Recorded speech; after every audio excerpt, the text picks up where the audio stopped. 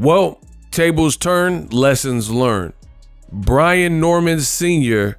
goes off. He's laughing at Jaron Boots Ennis after Eddie Hearns and Jaron Ennis, they face some difficult news.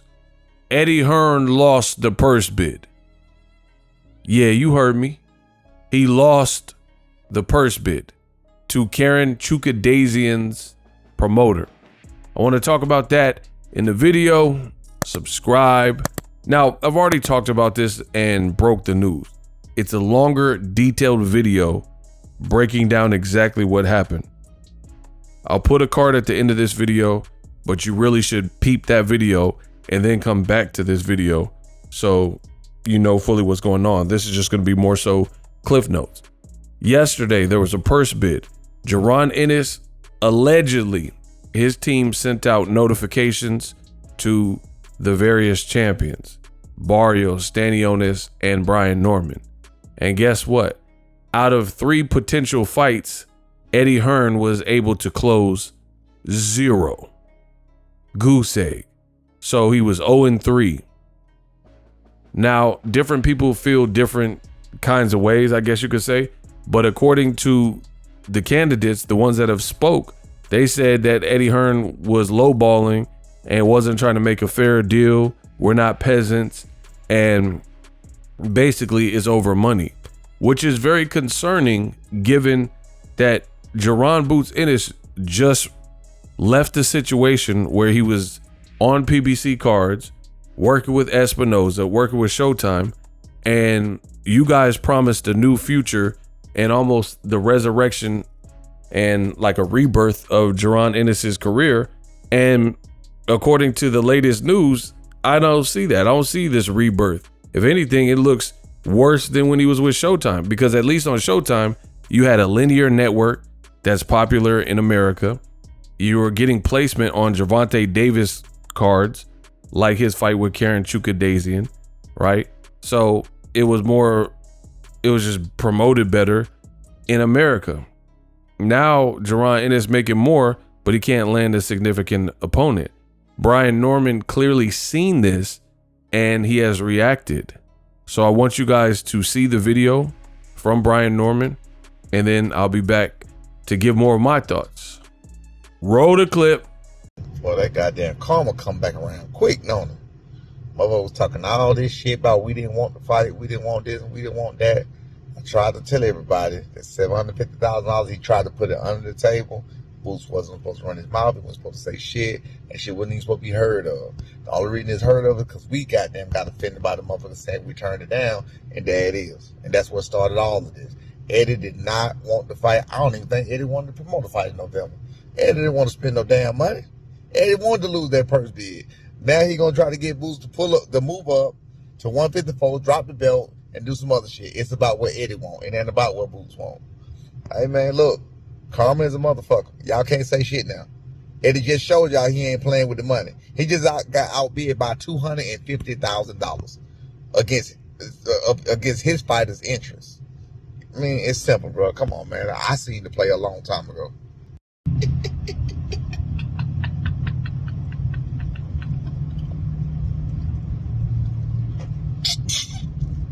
Breaking news. Jaron Ennis will never be undisputed at 147. Why won't Jaron Ennis ever be undisputed at 147? Because he signed with a guy in Eddie Hearn that's not willing to do business like he needs to do business to make the fights. No champion.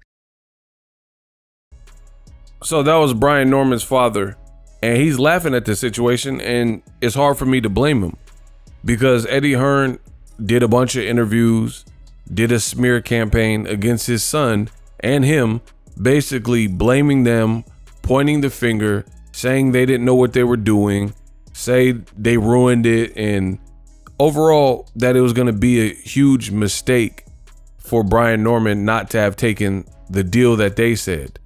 Now, my thing is this, I feel like, look at how posh and just overall brash Eddie Hearn is to have this like condescending attitude and act all knowing with the fighter that's really not even his fighter, right? You have Brian Norman. You don't know anything about the structure of his deal. You don't work for Top Rank.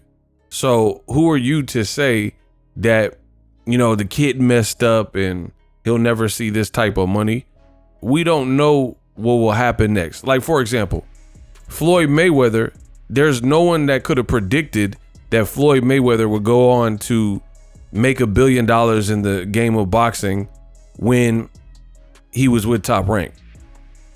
The reason I know is because when he was with Top Rank, they allowed him to buy himself out of his contract for only $750,000. I have it on camera. I was right next to Floyd when he said it, and just used a little bit of conventional wisdom.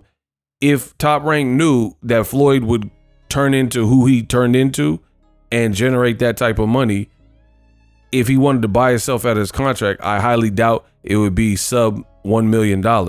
So they obviously thought, oh, fighters come a dime a dozen.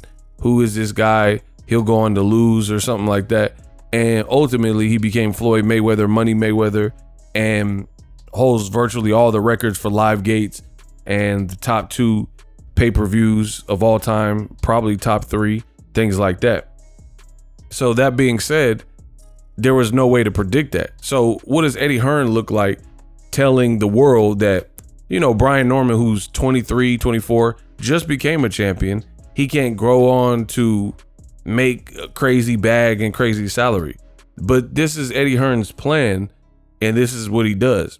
When he can't get his way, then he'll try to run your name into the mud and, suggest that you made a mistake and have the fans fight the battle. But those days are over. And I told you, at the end of the day, nobody really cares.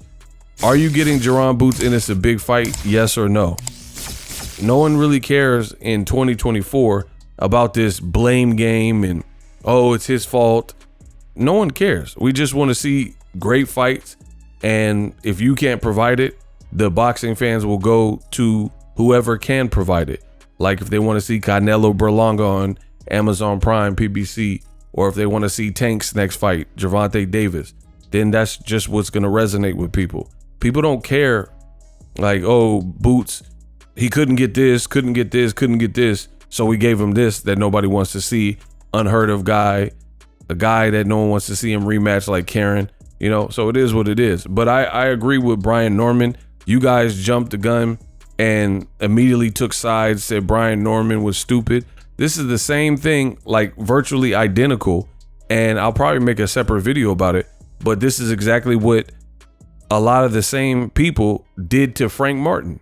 Frank Martin got offered a Shakur Stevenson fight. He said the money was low. He says the actual paycheck and number that they chose to arrive on was not sufficient enough. Considering taxes, considering expenses and stuff, it's not take home. He's not taking this home. Virtually very similar to what the Norman said.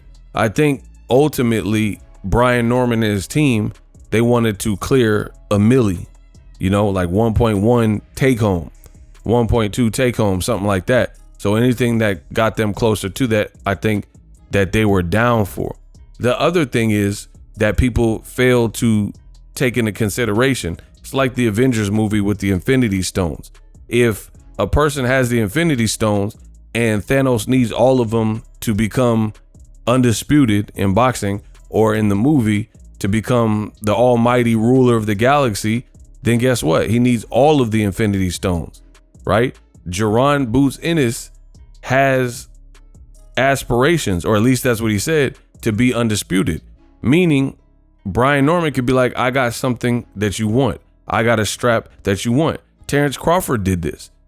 He stood in the way of Errol Spence ever becoming undisputed because he had the last remaining belt ever since he moved up to welterweight, and he wasn't planning on moving out of welterweight until, maybe he got the Errol Spence fight.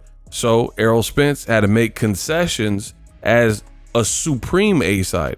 You have to understand, Jaron is a good fighter, but he hasn't accomplished what Errol Spence or Crawford had accomplished. Errol Spence still gave up a lot just to make the fight with the one belt guy happen, right? Even though his team was probably telling him to move on and pursue Keith Thurman or somebody else because of Crawford's demands. So it just goes to show you, when you really truly want something, you'll stop at nothing. We also seen this recently with Ryan Garcia.